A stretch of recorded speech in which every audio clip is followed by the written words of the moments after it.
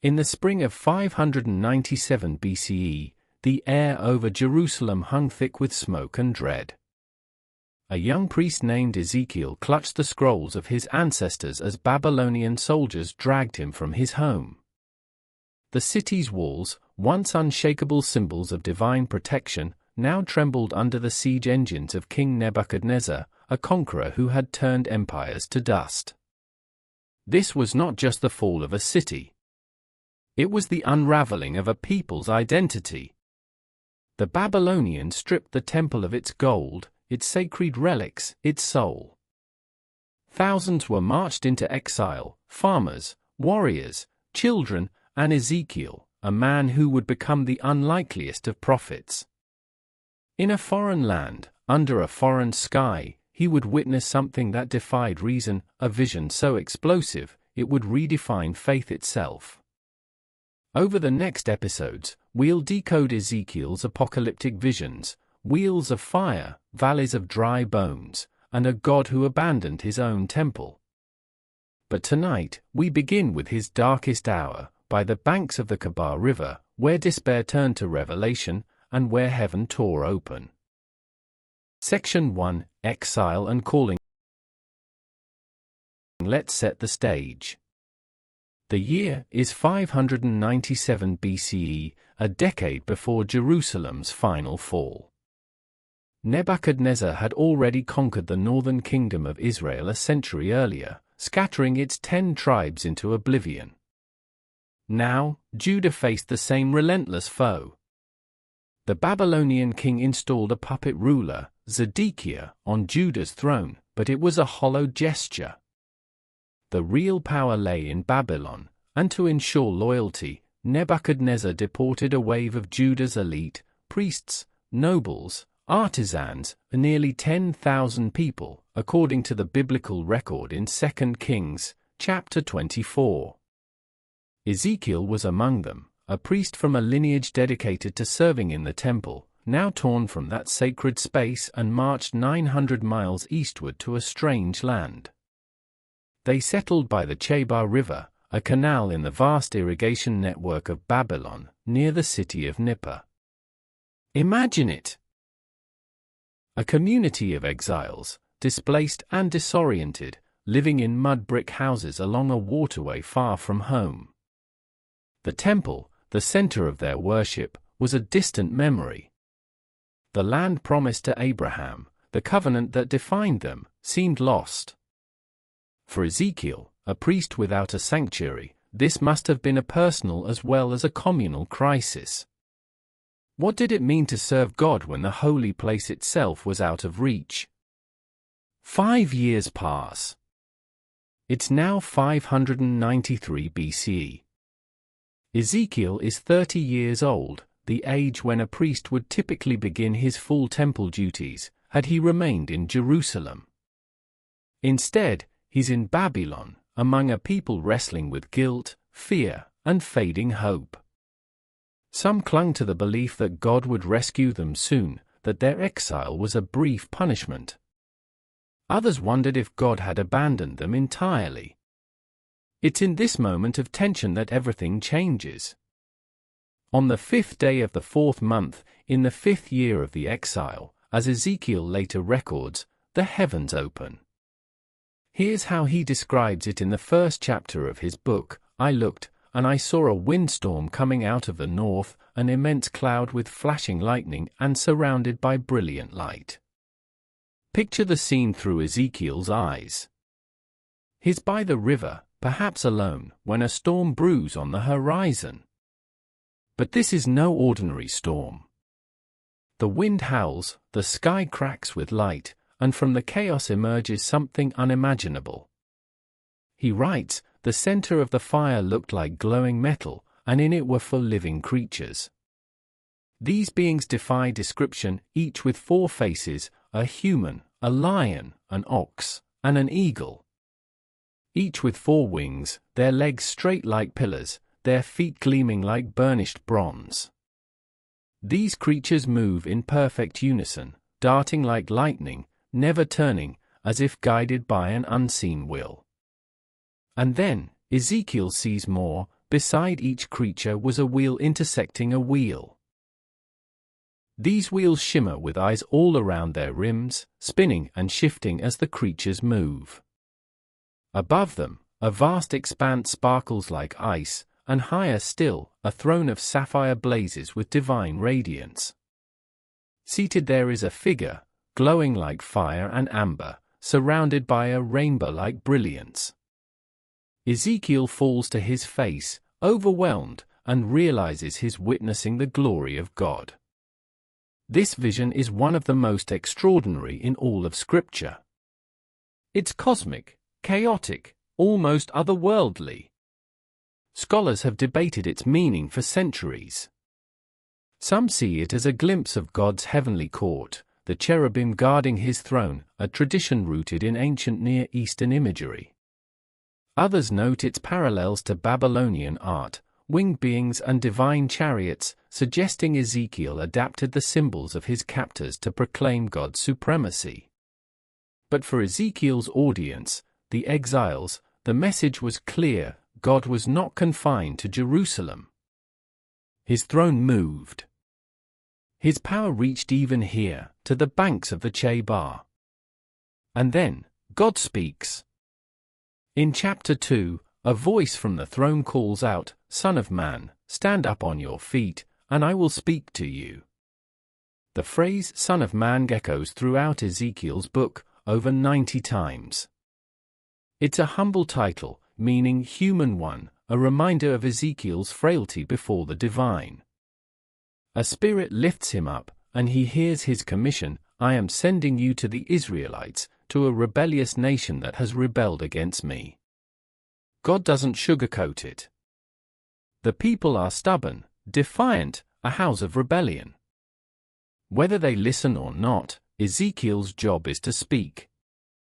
Then comes a strange moment. A hand stretches out, holding a scroll covered with writing, words of lament and mourning and woe. God commands, "Son of man, eat this scroll, then go and speak to the house of Israel." Ezekiel obeys. He opens his mouth, and the scroll tastes as sweet as honey. It's a powerful image. The prophet consuming God's word, internalizing it, even when the message is bitter. This act sets the tone for Ezekiel's ministry, one of obedience, no matter how strange or difficult the task. In chapter 3, God elaborates. "Son of man, I have made you a watchman for the house of Israel." A watchman, a sentinel on the city walls, warning of danger. If Ezekiel fails to speak when God commands, the people's blood will be on his hands. It's a heavy burden, and Ezekiel feels it. After the vision fades, he writes, "I went in bitterness and in the anger of my spirit, with the strong hand of the Lord on me." For 7 days, he sits among the exiles, stunned, silent, processing what he's seen and heard. This is Ezekiel's calling, not with fanfare but with awe and dread. He's no longer just a priest or an exile. He's a prophet, a mouthpiece for a God who moves in fire and storm. His vision of the divine chariot, those wheels within wheels, is a declaration: God's presence is mobile, uncontainable, sovereign over Babylon and Judah alike. His commission, to eat the scroll, to warn the rebellious, marks the start of a mission that will define his life. As the exiles watched Ezekiel that day, they couldn't have known what lay ahead. His ministry would be filled with wild acts and vivid prophecies, messages of judgment, yes, but also of hope. That's where we're headed in the next episode: the signs of doom, the fall of Jerusalem, and the prophet who lived out his warnings. For now, though, picture him by the Chebar River, a man transformed, staring into a future only he could see. The heavens had opened, and Ezekiel's story had begun. Section 2, Judgment unfolds. Last time, we left Ezekiel by the Chebar River, a priest-turned-prophet reeling from a vision of God's glory: wheels within wheels, a sapphire throne, and a voice that called him to speak. It's 593 BCE, and the exiles around him are clinging to a fragile hope. That their captivity in Babylon will be short, that Jerusalem will stand, that God will bring them home soon. But Ezekiel's mission, fresh from the scroll he ate, sweet yet bitter, tells a different story. The heavens haven't finished speaking, and what comes next isn't comfort. It's judgment.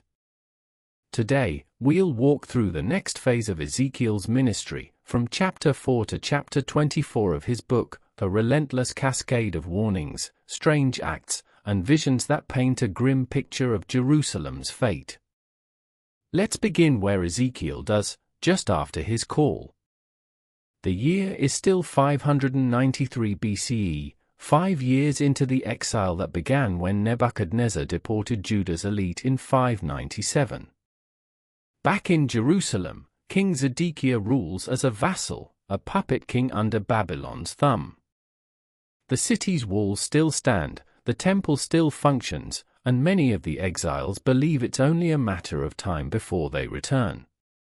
Ezekiel, though, knows better. God has made him a watchman, and his first task is to shatter that illusion. How does he start? Not with words alone, but with actions so bizarre they can't be ignored. In chapter 4, God tells Ezekiel, "Take a clay tablet, put it in front of you, and draw the city of Jerusalem on it. Then lay siege to it." Picture this: Ezekiel, in the middle of the exilic settlement, scratches a map of Jerusalem into wet clay, a sketch of its walls, its gates, its temple. Then he builds a miniature siege around it, ramps, camps, battering rams, like a child playing war, but with deadly seriousness. Next, God says, "Lie down on your left side and put the sin of the house of Israel on yourself. You'll bear their sin for 390 days, 1 day for each year of their guilt. After that, turn to your right side and bear the sin of Judah for 40 days. For over a year, Ezekiel lies there 390 days on his left, 40 on his right, his body a living calendar of Israel's rebellion. Scholars debate the numbers, some link the 390 to Israel's northern kingdom, the 40 to Judah's final decades. But the point is visceral: centuries of sin have piled up, and Ezekiel embodies their weight. He's not still the whole time. God allows him to eat, but even that's a sign. Take wheat and barley, beans and lentils, millet and spelt, God says. Mix them into one pot and make bread. Eat 20 shekels worth each day, about half a pound, and drink 1/6 of a hin of water, a scant pint. It's a starvation ration, and worse, God tells him, bake it over human dung. Ezekiel protests, he's a priest, after all, bound by purity laws, and God relents, letting him use cow dung instead. The message? Jerusalem will face siege so brutal its people will eat defiled bread in desperation. Then, in chapter 5, it gets stranger. God says, "Son of man, take a sharp sword and use it as a barber's razor to shave your head and beard. Divide the hair into 3 parts." Ezekiel obeys, shearing off his priestly locks, a shocking act for a man of his status. He weighs the hair, burns 1/3 in the fire, strikes 1/3 with the sword, and scatters 1/3 to the wind. A few strands he tucks into his robe. The meaning is grim: this is Jerusalem, God explains. 1/3 of your people will die by plague or famine, 1/3 by the sword, and 1/3 I'll scatter. But a remnant I'll preserve. The exiles watching must have been stunned. Their prophet wasn't just speaking, he was performing their doom. These acts aren't random. They're parables in motion, vivid warnings of what's coming. By 589 BCE, just 4 years after Ezekiel starts, Nebuchadnezzar will march on Jerusalem again. Zedekiah will rebel, trusting Egypt for help, but it'll fail. The siege will last 2.5 years, ending in 587 with the city burned, the temple razed, and more exiles dragged to Babylon.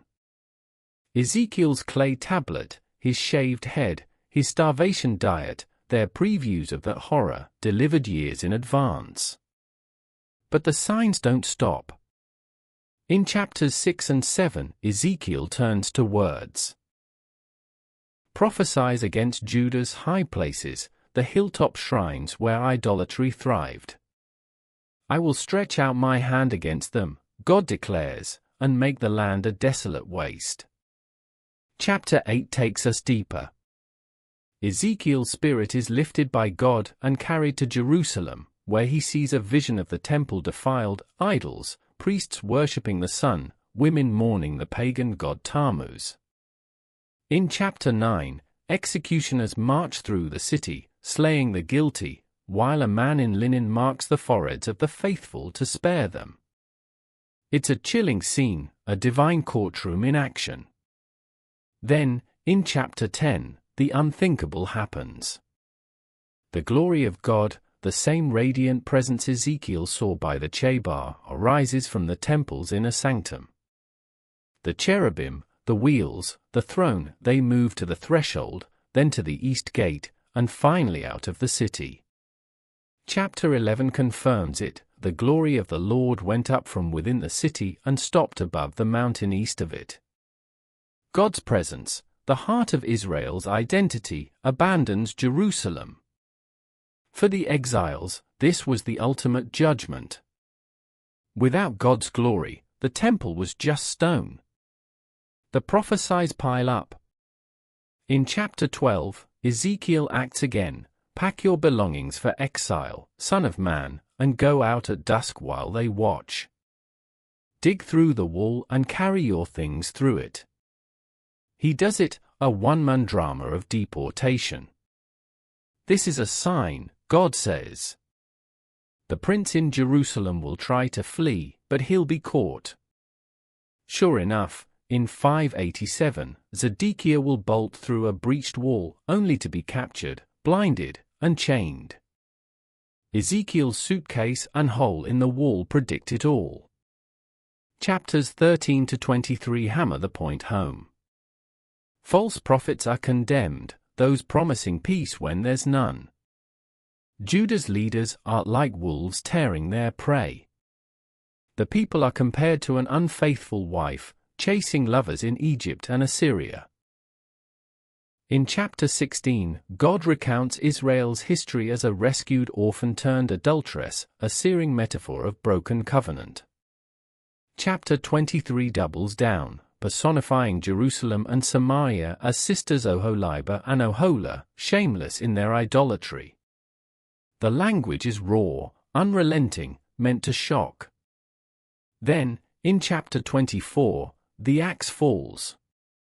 It's January 15th, 588 BCE, Ezekiel dates it precisely, the day Nebuchadnezzar lays siege to Jerusalem.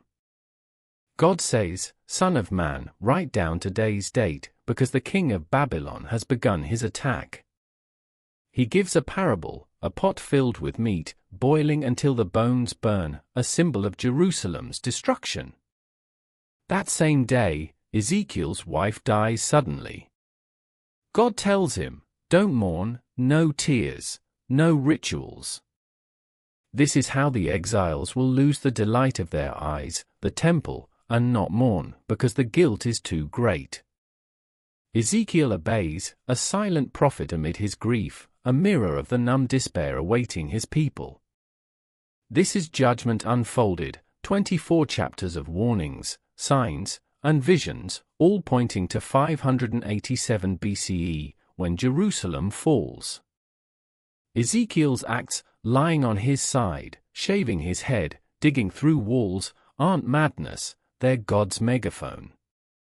His words, about idols, exile, and an empty temple, cut to the bone. For the exiles by the Chebar, it's a bitter pill, their hope of a quick return is dead. For us, it's a window into a prophet consumed by his task, a man who lived the message he preached. Next time, we'll turn a corner. After judgment comes a glimmer of hope, prophesies against the nations, and a vision of dry bones rattling to life. Ezekiel's story isn't over. The God who left Jerusalem hasn't finished with his people. But for now, the pot boils, the glory departs, and the watchman stands silent, waiting for what's next. Section 3, Nations and Hope. We've journeyed through Ezekiel's early years in exile. His cosmic vision of God's throne by the Chebar River, his strange symbolic acts warning of Jerusalem's fall, and the gut-wrenching moment when the divine glory abandoned the temple. By the end of chapter 24, it's 588 BCE, and Nebuchadnezzar's siege has begun. Jerusalem's fate is sealed, and Ezekiel, the watchman, has delivered his message of judgment. The exiles around him must have felt the weight of despair, no quick return, no spared city, just the echo of a prophet's silence after his wife's death. But the book of Ezekiel doesn't end there. Today, in this third chapter of our story, we turn a page. From chapter 25 to 32, Ezekiel's gaze shifts outward, to the nations surrounding Judah. Then, in chapter 37, a vision breaks through the darkness, offering a promise of life. This is the story of judgment beyond Israel's borders and the faint, fragile hope of restoration. Let's start with the nations. After years of prophesying Jerusalem's doom, Ezekiel lifts his eyes to Judah's neighbors, 7 nations, each with a history of enmity or opportunism. It's a deliberate pivot. God's justice actively aiding Babylon and seizing land in the chaos. I will stretch out my hand against Edom, God declares, and make it a desolate waste. Finally, Philistia, along the coast, harbored ancient hostility, attacking Judah in its weakness. I will execute great vengeance on them, says God, and they will know that I am the Lord. These oracles are short, sharp, and relentless, each a few verses, each ending with that refrain, they will know that I am the Lord. It's a phrase Ezekiel uses over 60 times in his book, a drumbeat of divine authority. Ammon, Moab, Edom, Philistia, they're not major powers, but their petty malice earns them a place in God's courtroom. For the exiles, it's a reminder, their suffering doesn't mean their God is weak. Then, in chapter 26, Ezekiel turns to a bigger player, Tyre, the Phoenician trading empire on the Mediterranean coast. Tyre was a marvel, partly on the mainland, partly on an island fortress, a hub of commerce stretching from Spain to Mesopotamia. When Jerusalem fell, Tyre's leaders saw opportunity. "Aha," they said, "the gate to the nations is broken, it's open to me." Ezekiel spends 3 full chapters, 26 to 28, on Tyre's judgment, painting a vivid picture of its pride and fall. I will bring against Tyre from the north Nebuchadnezzar, king of Babylon, God says. He will ravage your mainland with horses and chariots. The prophecy unfolds like a siege report, walls breached, towers toppled, dust rising from the rubble. Tyre's island half won't escape, God promises, I will scrape her soil from her and make her a bare rock, a place for fishermen to spread nets. History backs this up. Nebuchadnezzar besieged Tyre for 13 years, from 585 to 572 BCE, crippling its mainland. Later, in 332 BCE, Alexander the Great finished the job, building a causeway to the island and razing it. Ezekiel's words, delivered years before, ring eerily true. But chapter 28 goes deeper, addressing Tyre's king with cosmic language. You say, I am a god, I sit on the throne of a god in the heart of the seas. Yet you are a man, not a god. Some see this as a poetic jab at human arrogance, others, a veiled reference to a fallen divine being, a precursor to later Satan imagery. Either way, Tyre's hubris, its wealth, its ships, its self-made divinity, crumbles under God's hand. Next, in chapter 29, Ezekiel targets Egypt, the grandest foe yet.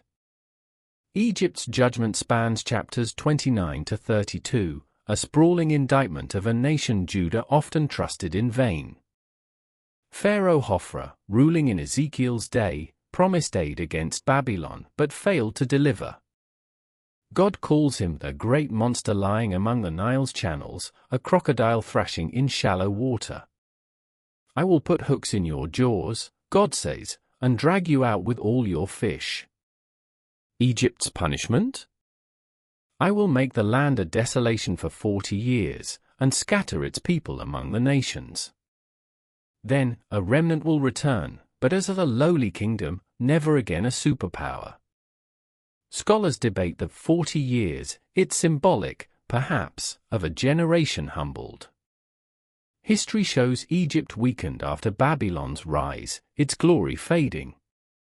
Ezekiel's oracles peak in chapter 32 with a dirge: Pharaoh will go down to the pit, with Assyria, Elam, Edom, all the mighty, fallen by the sword. It's a roll call of the dead, a vision of the underworld swallowing nations whole. For the exiles, Egypt's fate is a bitter lesson. Their false ally, their last hope against Babylon, is powerless before God. These chapters, 25 to 32, take years to unfold, from 587 BCE, as Jerusalem falls, into the 570s.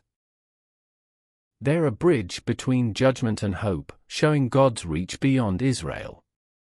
But they're heavy, repetitive, a litany of doom. The exiles might have wondered, is this all? Destruction upon destruction? That's when chapter 37 arrives, a jolt of light in the darkness. It's hard to pin down the exact year. Some place it around 585 BCE, after Jerusalem's fall, but the shift is seismic. God's Spirit lifts Ezekiel and sets him in a valley full of bones. Imagine it, a vast, desolate expanse, littered with skeletons, dry, brittle, long dead. God asks, Son of man, can these bones live? Ezekiel, cautious, replies, Sovereign Lord, you alone know. Then God commands, prophesy to these bones and say, Dry bones, hear the word of the Lord. I will make breath enter you, and you will live.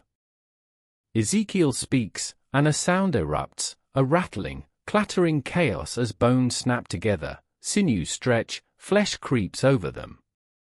Breath, rosh, the Hebrew word for wind, spirit, life, sweeps in, and the bones stand, a vast army. God explains, these bones are the people of Israel. They say, our bones are dried up, our hope is gone, we are cut off. But I will open your graves and bring you up. I will put my spirit in you, and you will live, and I will settle you in your own land. It's a resurrection, not just of bodies, but of a nation. The exiles, crushed by loss, hear a promise: death isn't the end. Scholars see layers here, hope for a literal return from Babylon, which comes in 538 BCE under Cyrus, but also a spiritual renewal, a template for later ideas of resurrection in Judaism and Christianity. The chapter doesn't stop there. God tells Ezekiel, take a stick and write on it, Judah. Take another and write, Joseph, Ephraim. Join them into one stick. It's a symbol of unity, Israel's scattered tribes, north and south, reconciled under one king from David's line. I will make them one nation, God says, and they will never again be two. For the exiles, it's a dream of wholeness, a reversal of centuries of division since Solomon's kingdom split in 930 BCE. Whether this points to a historical reunion or a messianic future, it's a vision of healing. This is Ezekiel at his most hopeful. The nations fall, Ammon to Egypt, Tyre to dust, but Israel rises. The dry bones breathe, the sticks join, and God's Spirit moves. It's not the full picture yet. Chapters 33 to 36, which we'll touch on later, build the bridge, watchman duties resumed, promises of new hearts. But chapter 37 stands out, a lifeline for a broken people. For us, it's a pivot. Ezekiel's not just a prophet of doom. He's a herald of life. Next time, we'll enter Ezekiel's final vision, the new temple, a blueprint of restoration stretching from chapter 40 to 48. It's a strange, detailed end to his story, a city reborn, God's glory returned. For now, though, stand with Ezekiel in that valley. Hear the bones rattle, feel the wind stir. Judgment has spoken, but hope whispers back. Section 4, The New Temple. We followed Ezekiel through a remarkable journey, from the fiery vision of God's throne in exile, through years of grim warnings as Jerusalem fell, to the surprising hope of dry bones rising and nations judged. By now, it's likely the early 570s BCE, over a decade since the exiles watched their city burn in 587. Ezekiel, the priest-turned-prophet, has borne the weight of his people's sin, acted out their doom, and spoken of a future where scattered bones become a nation again. But his story doesn't end with hope whispered in a valley. Today, in this fourth chapter, we reach the climax of his book, chapters 40 to 48, a vision so vast, so detailed, it feels like a blueprint for a world reborn. This is the story of the new temple, the return of God's glory, and a land reimagined. The scene begins in chapter 40, dated precisely, the 10th day of the first month, in the 25th year of the exile, April 28, 573 BCE, by our calendar. 14 years have passed since Jerusalem's fall, and Ezekiel is about 50 years old, his prophetic voice weathered but unbroken. God's Spirit lifts him once more, as it did when he saw the temple's defilement. This time, he's set on a very high mountain, looking down at a structure like a city. A man appears, gleaming like bronze, holding a linen cord and a measuring rod. "Son of man," he says, "look with your eyes, hear with your ears, and set your heart on all that I show you, for you were brought here to declare it." What follows is meticulous, over 200 verses of measurements, gates, chambers, and laws, a tour guided by this angelic figure. Picture it, Ezekiel walks through an outer court, its eastern gate 50 cubits wide, about 75 feet, flanked by guardrooms and steps. The man measures everything, walls 6 cubits thick, courtyards 100 cubits square, an inner court with altars and chambers for priests. Numbers pile up, cubits upon cubits, until they reach the temple itself, a sanctuary 100 cubits long and 50 wide, its entrance adorned with palm trees carved into the woodwork. Inside, a wooden altar stands before the most holy place, a perfect cube, 20 cubits by 20 by 20, just like Solomon's temple, but purified, untouched by idolatry. Ezekiel notes every detail, the thickness of jambs, the width of recesses, even the space for boiling sacrifices.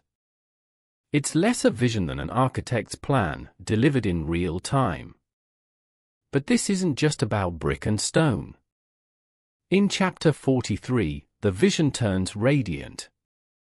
Ezekiel watches as the glory of the God of Israel came from the east, its sound like roaring waters, its light filling the earth. The divine chariot, those wheels, those cherubim, returns, and the glory enters the temple, settling in the most holy place. God speaks, "Son of man, this is the place of my throne, where I will dwell among the Israelites forever." For Ezekiel, it's a reversal of the horror he saw in chapter 11, when that same glory abandoned Jerusalem. For the exiles, it's a lifeline: God will come back. The temple isn't lost forever. The vision keeps unfolding.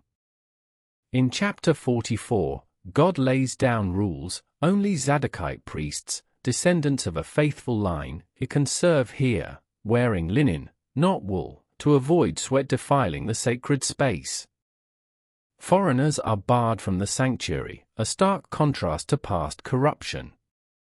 Chapter 45 reimagines the land, a sacred district, 25,000 cubits by 20,000, about 8 miles by 6, set aside for the temple, priests, and Levites. The prince, a leader not quite a king, gets his portion too, but with a catch: no more oppressing my people, God warns. Use honest scales and just measures.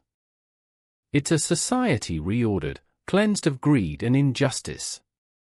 Then, in chapter 47, something miraculous happens. Ezekiel sees water trickling from under the temple's threshold, flowing east.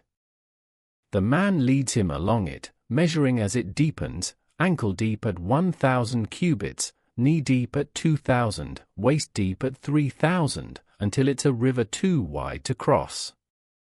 This water flows toward the eastern region, the man says, and empties into the Dead Sea. When it enters, the salty water becomes fresh. Trees line its banks, their leaves never withering, their fruit constant, because this river heals.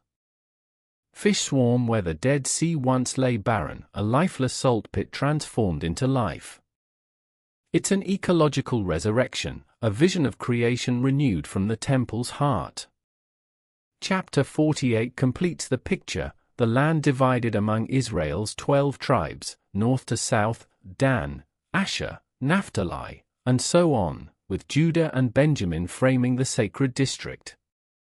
The prince's land flanks it, and the tribes, once scattered, are reunited, fulfilling the two-stick promise of chapter 37.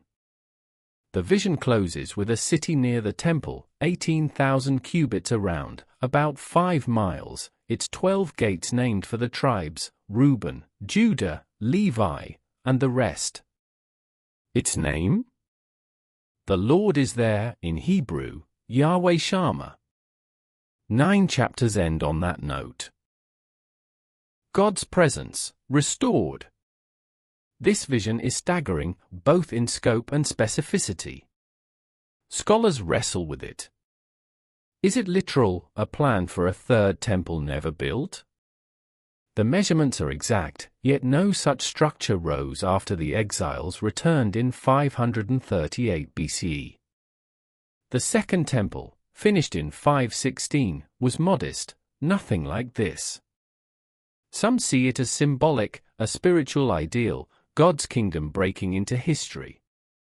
Others call it eschatological, a hope for the end of days, when a messianic age remakes the world. The river, the healed Dead Sea, the perfect tribal allotments, they stretch beyond what Babylon survivors could achieve. Even the geography's odd, no mountain that high exists near Jerusalem today. For the exiles, though, it's less about blueprints and more about promise. They've lost everything: temple, land, identity. Ezekiel gives them a picture of return, not just to Judah, but to a world where God dwells again. The numbers, the gates, the river, they're a comfort in exile's chaos, a vision of order and abundance. Imagine them by the Chebar, hearing this after years of dust and despair. Their priest-prophet, who once shaved his head and lay on his side, now offers a temple no enemy can touch, a river no drought can dry. History offers a partial echo. The exiles do return, decades later, under Persia's Cyrus. They rebuild a temple, reclaim some land. But it's a shadow of Ezekiel's vision: no roaring glory, no healing river, no 12 tribes as one. That's why many see these chapters pointing further, past 538 BCE, past the Second Temple's struggles, to a future still unfolding. In Judaism, it's tied to messianic hope, in Christianity, to Christ's return or a new creation. The details, cubits and gates, ground it in Ezekiel's time, but the scope lifts it beyond. This is Ezekiel's farewell. After 25 years of prophesying, he leaves us here, a temple measured, a glory returned, a land alive. It's a fitting end for a man who saw God's throne move, who ate a scroll of woe, who watched dry bones dance. Next time, if we extend this journey, we'll reflect on his legacy, how these visions shaped faith, art, and hope across millennia. For now, stand with Ezekiel on that mountain. See the river flow, hear the glory roar, and know the city's name, the Lord is there. His story closes, but its echo lingers. Section 5, Ezekiel's Legacy. We've walked a long road with Ezekiel, from the banks of the Chebar River, where a priest saw God's throne in exile, through the grim years of symbolic acts and warnings as Jerusalem fell, to the faint hope of dry bones rising and the grand vision of a new temple flowing with life. It's been a journey of fire and judgment, of wheels and rivers, of a prophet who bore his people's pain and pointed them toward a future. By the end of his book, around 573 BCE, Ezekiel leaves us with a city named The Lord is There, a promise of God's presence restored. But what happens next? Does his story fade with the exiles, or does it stretch further?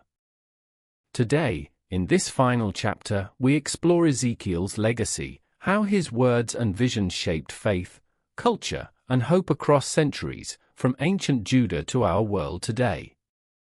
Let's start where Ezekiel ends, Babylon, the 6th century BCE. His book, likely compiled by him or his disciples, circulates among the exiles. They're a broken people, Jerusalem's ashes are still warm, the temple's loss still stings. Yet Ezekiel's message offers a lifeline. His warnings came true. Nebuchadnezzar razed the city in 587, just as the clay tablet and shaved hair foretold. But his hope lingers too. In 538 BCE, Persia's king Cyrus conquers Babylon and decrees the Jews can return. A remnant does, some 50,000, led by figures like Zerubbabel and Ezra. They rebuild a modest temple by 516, a shadow of Solomon's glory and far from Ezekiel's vision. The 12 tribes don't reunite, the Dead Sea stays salty, and no divine chariot fills the sanctuary. Still, Ezekiel's words fuel their resolve. God hasn't abandoned them. For those who stayed in Babylon, and many did, Ezekiel's book becomes a cornerstone. Judaism evolves in exile, shifting from temple-centric to text-centric. Synagogues emerge, scripture takes root, and Ezekiel's emphasis on personal responsibility, the soul who sins is the one who will die, from chapter 18, shapes a faith less tied to land. His visions of God's mobile throne, unbound by Jerusalem, reassure a diaspora, the Lord is wherever his people are. The rabbis later wrestle with his temple vision, its oddities, like barring foreigners or the Zadokite monopoly, spark debate. Some see it as a future ideal, others, a call to purity in their present. By the Second Temple period, Ezekiel's book is canon, its influence cemented. But Ezekiel's reach doesn't stop with Judah. His style, vivid, symbolic, cosmic, births a genre, apocalyptic literature. Take the wheels within wheels, the four-faced creatures, they echo in texts like Daniel, written centuries later during Persian and Greek rule. Daniel's visions of beasts and thrones borrow Ezekiel's palette. Then there's 1 Enoch, a Jewish text from the 3rd century BCE, with its heavenly tours and divine councils. By the 1st century CE, the Dead Sea Scrolls at Qumran show Ezekiel's pull, fragments of his book survive, and the sect's New Jerusalem texts mirror his temple city. The Valley of Dry Bones inspires their resurrection hopes, a belief gaining traction in late Judaism. Christianity inherits this legacy and runs with it. The New Testament quotes Ezekiel sparingly, about a dozen times, but his imprint is deep.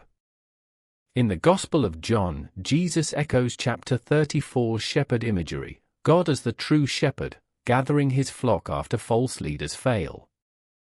Revelation, though, is Ezekiel's loudest echo. John of Patmos sees for living creatures around God's throne. Lion, ox, eagle, man, straight from chapter 1. The measuring of a temple, the river of life flowing from God's city in Revelation 21 and 22, they're cousins to Ezekiel's finale. Early Christians read the dry bones as Christ's resurrection power, the new temple as the church or the age to come. Theologians like Origen and Augustine wrestle with his visions, seeing allegories of spiritual renewal. Ezekiel's influence spills beyond scripture into culture. Medieval art loves his wheel, manuscripts and cathedrals depict it as a symbol of divine mystery, spinning with eyes and wings. The Renaissance keeps it alive. Think of William Blake's wild paintings, those cherubim blazing with color. Music catches the spark too. African American spirituals, born in slavery, turn the dry bones into a cry for freedom. Dem bones gonna rise again. Handel's Messiah nods to Ezekiel's shepherd promises. Even modern sci-fi flirts with him. Some UFO enthusiasts, half serious, link the wheels to alien craft, a quirky testament to his imagery's strangeness. Theologically, Ezekiel leaves a dual mark, judgment and hope. His God is holy, unyielding, sin brings siege, exile, death. Yet that same God breathes life into corpses, rebuilds what's lost. For Jews, he's a bridge from temple to diaspora, a voice of endurance. For Christians, he's a prophet of redemption, pointing to a final restoration. Scholars still debate his temple, literal blueprint or eschatological dream. The river healing the Dead Sea, ecological prophecy or spiritual symbol. No consensus emerges, but that's Ezekiel's power. He invites questions, defies neat boxes. Historically, his predictions hold weight. Tyre's fall to Nebuchadnezzar and Alexander, Egypt's decline under Persia, they align with his oracles. Jerusalem's second temple, though, never matches his vision, nor does the return from Babylon heal all wounds. Some see this as prophecy unfulfilled, others as a promise deferred. Today, his words stir different fires. Environmentalists find hope in that river. Could it inspire healing a wounded earth? Theologians ponder the Lord is there, a call to seek God now, not just in some distant age. What's Ezekiel's legacy, then? It's a voice from exile that won't fade. He's the prophet who saw God move, first in a storm, then out of a city, finally back to a temple no army can breach. For the exiles by the Chebar, he was proof their story wasn't over. For the centuries since, he's a mirror, reflecting our fears of judgment, our longing for renewal. His book, all 48 chapters, is a tapestry, threads of woe and wonder, woven tight. It shaped how we imagine the divine, how we face despair, how we dream of what's next. So, as we close this series, picture Ezekiel one last time. Not on a mountain with a measuring rod, but among his people, speaking of wheels and bones and rivers. His voice, strange and strong, carries across millennia. It reaches us here, in 2025, asking, what do we see when the heavens open? What do we hear when the bones rattle? Ezekiel doesn't answer for us, he points, he prophesies, he waits. His legacy isn't a conclusion. It's an invitation. If you like the journey, please like, share and subscribe to Book Therapy for more.